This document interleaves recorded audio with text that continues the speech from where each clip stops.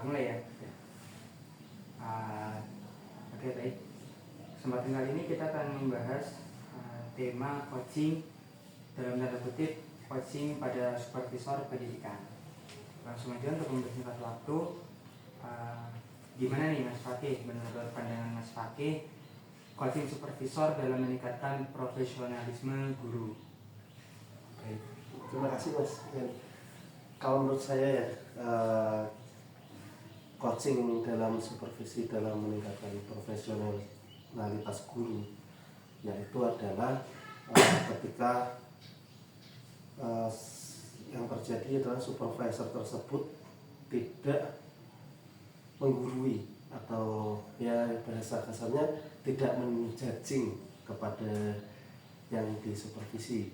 Jadi supervisor itu namanya coaching berarti kalau ibarat kata coaching klinik. Jadi kan ada tuh istilah coaching klinik dalam pelatihan guru atau itu kan mereka itu memberi arahan, jadi tidak menjustifikasi, tidak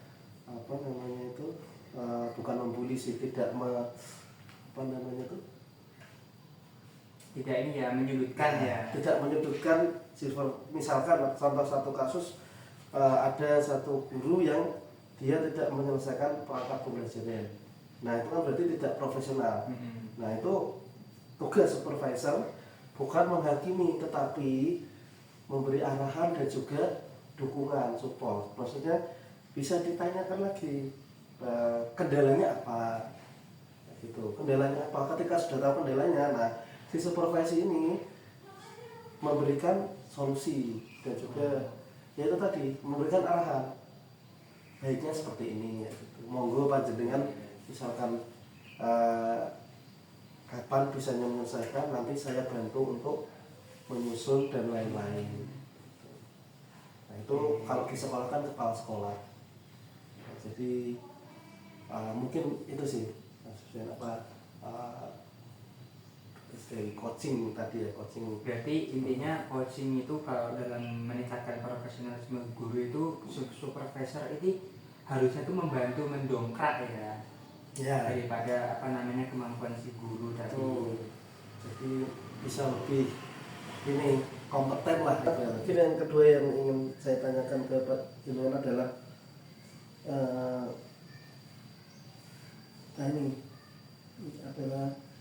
tadi nyambung dengan yang jawaban saya tadi. Jadi peran supervisor ini adalah sebagai coaching, bukan untuk penghakim.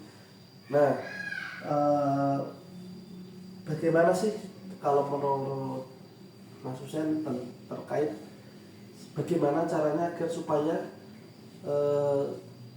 di lingkungan sekolah ini supervisor yang di sini yang berarti kepala sekolah dan juga guru itu bisa mempunyai hubungan yang harmonis. Karena kan itu tadi namanya atasan dan bawahan sebenarnya bukan ini ya, itu kan tetap ada hubungan yang saling terikat dan setiap hari ketemu dan lain-lain. Itu bagaimana menurut Mas Husen cara memperbaiki hubungan yang agar lebih harmonis lagi itu antara kedua supervisor dan juga yang disupervisi agar menyatu gitu energinya gitu.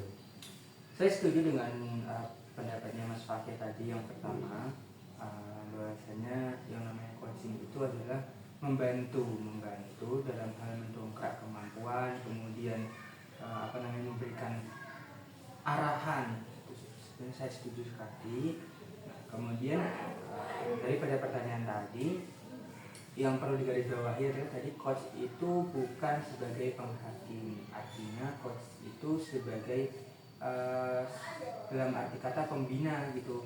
Jadi ketika ada yang kurang itu seorang pembina itu merangkul, tidak menyalahkan. Dalam arti kata misalkan ada guru A yang perangkat pembelajarannya atau media pembelajarannya itu kurang, si supervisor ini bukan mengatakan bahwasanya dia salah, tetapi sebagai coach, sebagai pembina juga dia bisa berkomunikasi terlebih dahulu. Ketika permasalahannya adalah sesuatu yang tidak bisa dilakukan oleh si guru, maka si supervisor tadi memberikan pelatihan, mungkin ya memberikan pelatihan, pendampingan, kemudian bantuan semampu yang dia bisa. Namun dalam arti ini guru juga tidak bisa mempermudah-mudahkan saja. Oh nanti juga dibantu sama supervisor, oh nanti juga bakal ini, enggak. Guru tadi juga tidak bermudah-mudahan dalam bekerja gitu. Artinya si guru tadi juga harus ada usaha nyata dalam melakukan keprofesionalan dalam bekerja. Berarti maksudnya harus ada feedback ya, timbal balik dari feedback. Jangan sampai nanti si supervisor sudah memberikan arahan, sudah memberikan pelatihan yang bagus, sudah memberikan bantuan yang nyata, tapi si guru juga malah bermalas-malasan karena apa namanya melihat oh ini aja dibantu enak, nanti nah, itu enggak. Tapi harus ada timbal balik. Jadi si supervisor ini kan tadi kan sebagai pembina, sebagai perbantuan, sebagai pelatih. Nah, maka si guru tadi juga mengikuti arahan daripada supervisor tadi. Dan yang perlu garis bawahi adalah bahwasanya supervisor itu kan sebagai pelatih. Biasalah dimanapun tempatnya pelatih pasti banyak omong, banyak ngasih pengarahan. Yang perlu digarisbawahi adalah bahwasanya si guru jangan sampai lebih mudah kena ke hati dulu, tersinggung gitu. Iya, jangan tersinggung dulu. Nah, tapi juga supervisor juga harusnya lebih pintar juga sih ketika memberikan arahan. Mungkin jangan ada temannya si guru tadi ya, artinya guru C jangan sampai tahu. Atau kalau misalkan permasalahan ini universal, guru A sampai Z ini ternyata belum bisa semua, ya sekalian aja jadi satu enggak apa-apa. Tapi kalau hanya satu guru yang belum bisa, alangkah baiknya dirangkul secara empat mata seperti itu. Nah, untuk yang ketiga, kalau pandangan Mas Fakih ini, coaching supervisi untuk mengatasi tantangan pembelajaran di kelas. Nah, itu gimana? Maksudnya dalam artian supervisor ini bisa membantu guru dalam mengatasi permasalahan di kelas. Itu gimana pendapatnya? Jadi gini Mas, di supervisor atau kalau di sekolah itu ya, kepala sekolah itu ya, itu kan biasanya ada kayak schedule rutin ya, atau jadwal rutin ya. Misalkan dalam satu semester ada 2 kali atau 1 kali ya gitu. Nah itu kan pasti ada. Jadi, nah disitulah maksudnya momentum supervisor untuk mengatasi masalah atau tantangan yang ada di kelas guru tersebut. Misalkan supervisor sedang supervisi ke wali kelas misalkan. Nah itu ketika supervisor sedang mensupervisi di kelas, itu supervisor juga harus bisa kalau bisa bahasanya itu detail-detail kecilnya juga dia harus paham kayak gitu. Jadi nggak cuman secara zohirnya kayak gitu, maksudnya cuman ngelihat, kan kadang soalnya ada supervisi mahasiswa yang misal jadwal supervisi tapi cuman ditengok doang kayak gitu, nggak ditungguin tapi ditengok tok. Nah itu menurut saya suatu hal yang kurang tepat ya, maksudnya karena ya itu tadi yang namanya supervisi kan tujuannya untuk memperbaiki. Tetapi kalau cuman ditengok terus tinggal pergi ke kelas lain, nah itu kan sama aja kayak formalitas. Jadi kalau bisa supervisor ini ya itu tadi mengetahui detail-detail kecil yang untuk melengkapi ketidaktahuan si guru tersebut. Jadi misalkan tentang pengelolaan kelas, nah itu nanti kan ketika supervisor tersebut menunggu di ruangan itu kan secara nggak langsung pasti ya ada lah beberapa momen atau second atau menit itu beliau itu tahu, maksudnya oh ternyata kurangnya guru ini dalam pengelolaan kelas tuh di bagian ini gitu. Misalkan di bagian kurang bisa mengondisikan kelas, nah itu jadi tahu. Nah tapi kalau tidak ditunggu, cuman soalnya kebanyakan begitu, jadi hanya ada beberapa sebagian kecil supervisor yang betul-betul ya bagus itu Mas dalam melakukan supervisi tadi, karena itu tadi, karena contoh tadi ketika mendesain kelas ternyata guru ini kurang mampu untuk mengendalikan kelas tersebut, misalkan masih banyak yang rame atau apa, kan kalau misal di kelas kan memang ada mungkin 1-2 orang yang memang agak nggak bisa dikondisikan ya, tapi kan kalau itu tok yang tidak bisa dikondisikan mungkin masih wajar, tapi kalau udah ini tapi nggak bisa mengendalikan kelasnya rame ya gitu, bukan manual. Jadi itu nanti supervisor bisa memberikan arahan tadi, maksudnya memberikan alternatif untuk menyelesaikan masalah tadi, misal pengendalian kelas ya udah, berarti caranya gimana, ya udah kamu harus gini, harus apa, lebih variatif. Contoh misal menukar tempat duduk, atau misal tempat duduk itu kan kadang nggak cuma hanya baris tok gitu ya, kadang bisa dibuat huruf L atau huruf U atau O, kayak gitu kan bisa. Jadi itu pinter-pinternya supervisor dalam ngasih arahan. Nah itu cuma satu contoh kecil. Nah itu mungkin menurut saya seperti itu ya. Oke. Ya. Kemudian yang keempat, ya ini menurut Mas Husain sendiri bagi guru, bagaimana sih?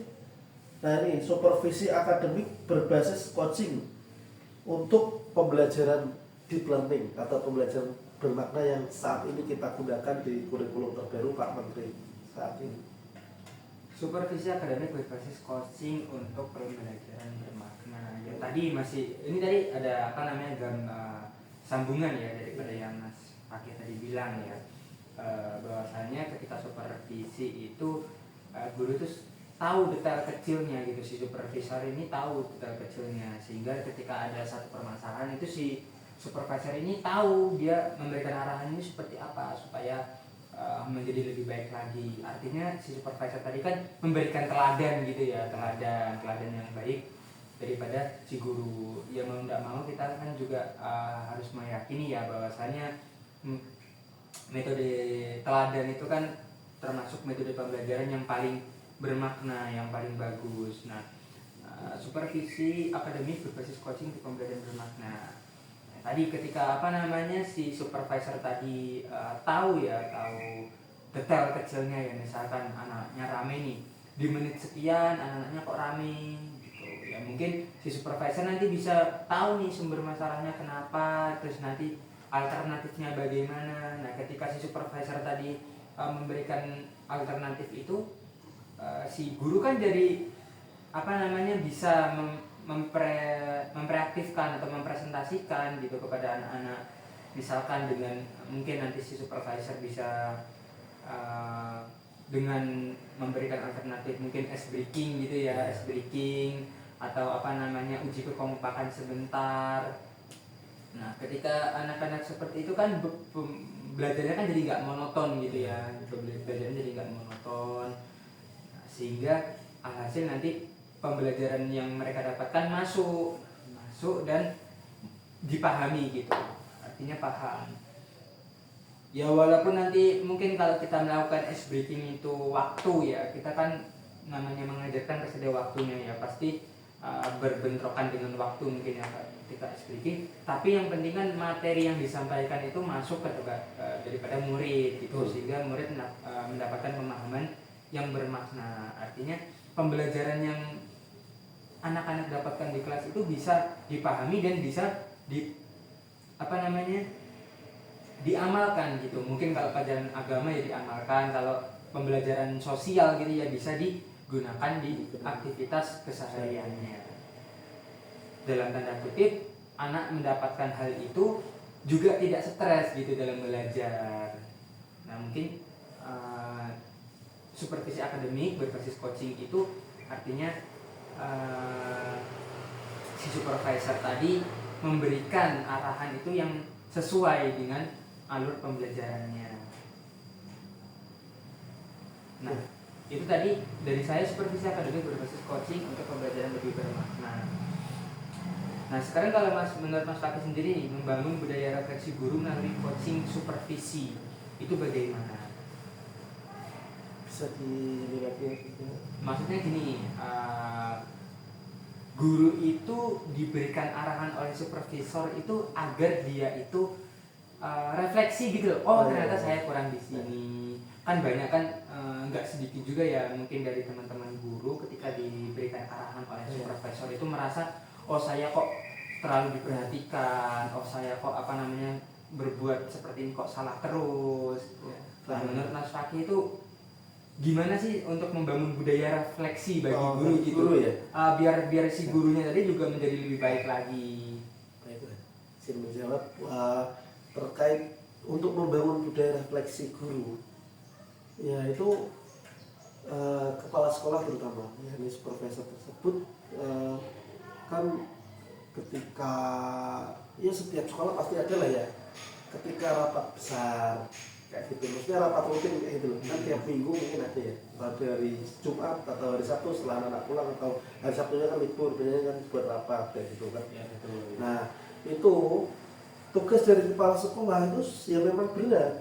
Dia di satu sisi supervisor atau kepala sekolah ini ya tugasnya memang untuk memimpin kerajaan sekolah tersebut, dan juga yang tadi karena gini Mas, guru-guru sekarang itu notabene ya mungkin kalau dipresentasikan 70% dari guru-guru yang sekarang itu kebanyakan memang apa ya, karena pengaruh dari Gen Z juga ya terutama ya. Ya ini karena kan Gen Z sekarang juga banyak ya yang sudah jadi guru ini kan juga banyak ya, maksudnya populasi Gen Z yang jadi guru itu mungkin 10-20% itu ada. Jadi itu sangat berpengaruh karena itu lagi pengaruh media sosial, dan juga itu kenapa saya bilang tadi setiap rapat besar harus ada evaluasi atau ya tadi membangun refleksi, karena guru-guru sekarang ini cenderung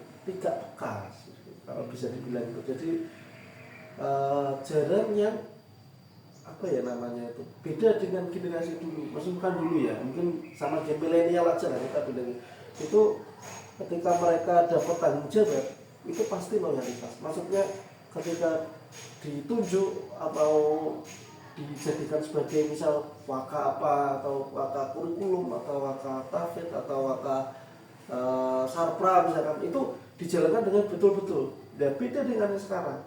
Jadi terutama yang guru tadi kadang-kadang tidak peka. Tadi sudah tadi sudah direvisi misal sama supervisornya, kamu ininya di sini kurangnya gitu.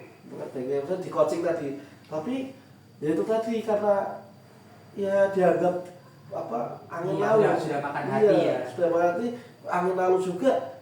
Terus menganggap saya juga udah ngelakuin kok gitu. Nah itu tadi mungkin menurut saya itu ya itu tadi betul dua arah sih feedback. Yang supervisor juga sering-sering itu ketika rapat besar itu bukan mengevaluasi sih, lebih tepatnya memberikan saran dan juga arahan, atau kalau ceramah kurang tepat, atau apa ya namanya itu ya, sekedar inilah ya refleksi bersama gitu.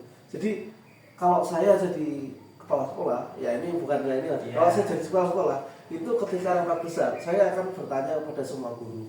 Jadi kelemahan sekarang itu juga anak-anak Gen Z itu jarang mau bersuara. Gitu. Jadi takut untuk bersuara. Jadi kalau saya jadi kepala sekolah itu tiap rapat besar, pasti saya akan tanyakan satu-satu ya, wajib ngomong, walaupun satu patah, 2 kalimat, 3 kalimat, yang penting ngomong. Syukur-syukur ngomong lumayan banyak boleh. Nah itu saya tanya satu-satu. Apa Mas Hussein misal, kamu guru PAI ya? Kira-kira selama seminggu ini apa evaluasi kamu apa? Maksudnya kira-kira yang kamu alami sebagai guru PAI dalam 1 minggu ini tuh apa saja? Coba dijelaskan atau diceritakan. Nah itu wajib, setiap guru wajib untuk, ini guru ya, bukan tendik ya, beda ya, ini guru ya. Setiap guru wajib untuk memberikan 1 kata atau 2 kata yang berhubungan yang ditanyakan tadi, misalnya evaluasi tadi. Jadi, nah dengan seperti itu nanti akan muncul habit, muncul karakter.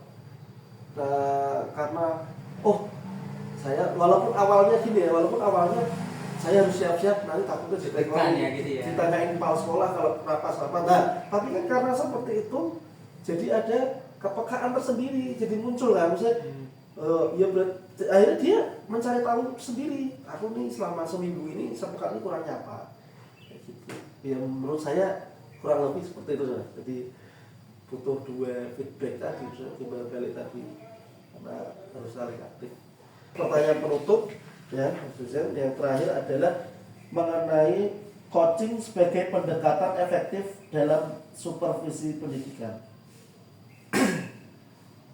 Nah, kalau menurut Mas Hussein sendiri, bagaimana sih coaching ini bisa digunakan sebagai pendekatan efektif dalam supervisi pendidikan di era zaman sekarang? Oke, mungkin sebelumnya kita tuh familiar dengan kata-kata coach itu mungkin kayak di suatu sepak bola, kemudian tim, voli, olahraga biasanya ya, coach gitu kan. Nah, pelatih pada intinya coach itu kan sebenarnya kan orang yang memberikan arahan, benar atau tidak nanti bisa dikoreksi ya. Intinya kan coach itu kan memberikan arahan. Nah, artinya kalau kita lihat dengan dari sisi sepak bola dulu ya, dari sisi sepak bola dulu kan si pemain ini kan pingin dapat juara gitu ya, pingin dapat juara sehingga menghampiri si coach tadi minta arahan supaya bisa mendapatkan juara. Nah, si coach tadi memberikan arahan untuk mendapatkan juara. Nah, sama guru ini kan ketika membuat media pembelajaran pasti ada yang namanya tujuan pembelajaran. Ya, PP. Untuk sampai daripada tujuan pembelajaran, si guru tadi kan harus mendengarkan arahan dan melakukan arahan. Jadi ya pada intinya antara supervisor dengan guru tadi sudah tadi lah tidak gampang masuk ke hati, kemudian mau mendengarkan dan mau melakukan. Timbal baliknya harus sama-sama ada. Jadi ketika ada suatu masalah, supervisor dengan guru itu juga mengeksplor daripada masalah itu, kemudian nanti si supervisor akan memberikan arahan bagaimana si guru tadi melakukan, seharusnya melakukan, nanti gurunya melakukan sehingga masalah itu selesai dan tujuan pembelajaran itu tercapai. Mungkin itu aja sih terkait tadi coaching sebagai pendekatan efektif dalam supervisi pendidikan. Oke, baik, kita akhiri dulu ya untuk penjelasan atau podcast pada hari ini mengenai coaching dalam supervisi pendidikan. Semoga apa yang kita bahas ini memberikan manfaat kepada kalian semua. Jangan lupa di like, share, dan juga komen. Terima kasih. Terima kasih.